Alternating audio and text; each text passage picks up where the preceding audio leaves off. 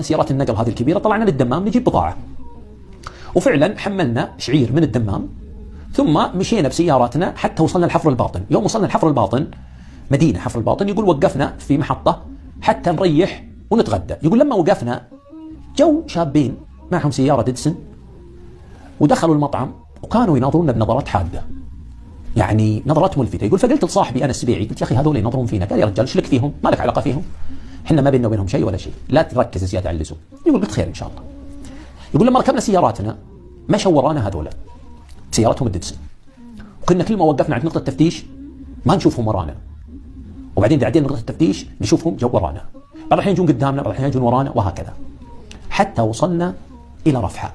وافترجنا أنا وصاحبي السبيعي، أنا رحت طلعت في التمياط عند معزبي اللي هو شريكي منيف الشمري، وهو راح السبيعي في حال سبيله.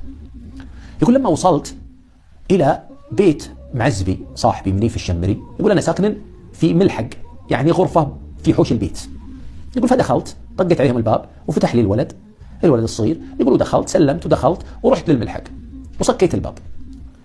تفاجأت بعد ما دخلت للملحق اني اسمع صوت الباب ينطق، فجت زوجة منيف الشمري وقالت نعم من عند الباب. قالوا حنا جايين نبي الرجال راعي تريلة، راعي السيارة هذه الشاحنة، نبيه راعي الشعير. فهي